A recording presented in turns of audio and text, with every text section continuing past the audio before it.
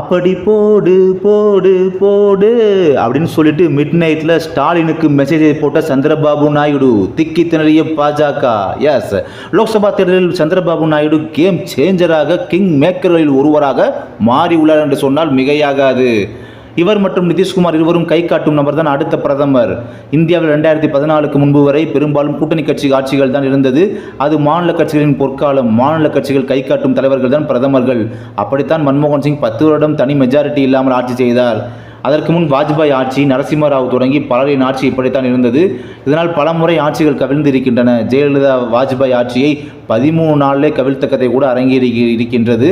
மாநில கட்சிகளின் கண்ட்ரோலில் மத்திய அரசு இருக்கும்போது மத்திய அரசு தன்னிச்சையாக செயல்பட முடியாது. அதிபர் ஆட்சி போல நடந்து கொள்ள முடியாது. மாநில அரசுகளை நசுக்க முடியாது. மாநில கட்சிகளை அழிக்க முயற்சிக்க முடியாது. கடந்த 10 வருடமாக அந்த மாநில அரசியல் மிஸ் ஆனது. மாநில கட்சிகளின் அந்த ஆதிக்கம் 10 வருடமாக இந்தியாவில் இல்லை. இப்போது அந்த வசந்தம் தான் மீண்டும் வந்துள்ளது.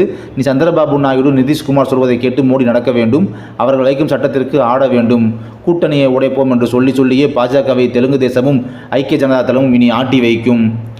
தேர்தல் சட்டை பற்றி பார்த்திருப்பீர்கள். அதனால் இப்படிப்பட்ட ஒரு சூழ்நிலையில் 2024 லோக்சபா தேர்தல் கிட்டத்தட்ட 292 தொழில் என்டிஏ கூட்டணி வெற்றி பெற்றுள்ளது. பாஜக தனியாக 240 மட்டும்தான் ஜெயிச்சிருக்காங்க.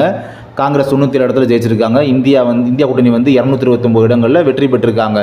பல இடங்களில் இன்னும் முழுமையான முடிவுகள் அறிவிக்கப்படவில்லை. அதனால் இந்த தேர்தலில் தனி மெஜாரிட்டி அவங்களுக்கு கிடைக்கல பிஜேபிக்கு. அதனால் சந்திரபாபு நாயுடு, நிதிஷ்குமார் ஆகியோரின் ஆதரவுடன் மட்டுமே பாஜக ஆட்சி அமைக்க முடியும். பாஜக ஆட்சி அமைக்க பீகாரில் உள்ள நிதிஷ்குமார் ஐக்கிய ஜனதா தளம் ஆதரவு தர வேண்டும். அங்கே 12 எம்பி இருக்காங்க. பாஜக ஆட்சி அமைக்க ஆந்திர பிரதேசத்தில் ஒரு சந்திரபாபு நாயுடுவின் தெலுங்கு தேசம் கட்சியும் ஆதரவு தர வேண்டும். அவர்களிடம் 16 எம்பிகள் இருக்காங்க. இவர்களின் ஆதரவு இன்றி பாஜக ஆட்சி அமைக்கவே முடியாது.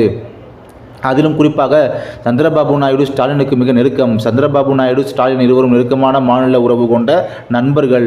நாயுடு முதலில் மோடிக்கு தனிப்பட்ட ஆதரவு கொடுப்பாரா என்பதே கேள்வியாக உள்ளது. பாஜக ஆட்சிக்கு ஆதரவு கொடுத்தாலும் மோடி பிரதமராக ஆதரவு அளிப்பாரா என்ற கேள்வியும் உள்ளது. இப்படிப்பட்ட நிலையில்தான் ஸ்டாலினிடம் ட்விட்டரில் நாயுடு பேசியது பெரிய அளவில் கவனம் பெற்றது. நேற்று முதல்வர் ஸ்டாலின் செய்த போஸ்டில் வாழ்த்துக்கள் சந்திரபாபு நாயுடு, நீங்கள் ஆந்திர சட்டசபை தேர்தலில் அமோக வெற்றி பெற்றுள்ளீர்கள். உங்கள் தலைமை ஆந்திர பிரதேசத்திற்கு செழிப்பையும் முன்னேற்றத்தையும் கொண்டு வரட்டும். அதன் மக்களின் நம்பிக்கைகளையும் கனவுகளையும் நிறைவேற்றட்டும் என்று உள்ளார். இதற்கு மிக்க நன்றி என்று சந்திரபாபு நாயுடு பதிலளித்துள்ளார். இது சாதாரண நன்றி என்றாலும் பாஜகவின் எதிரி திமுகவுடன் நாயுடு நெருக்கமாக நட்புடன் இருப்பது கண்டிப்பாக பாஜகவிற்கு இன்று இல்லை என்றாலும் வரும் நாட்களில் பெரிய அழுத்தத்தை கொடுக்க போகின்றது.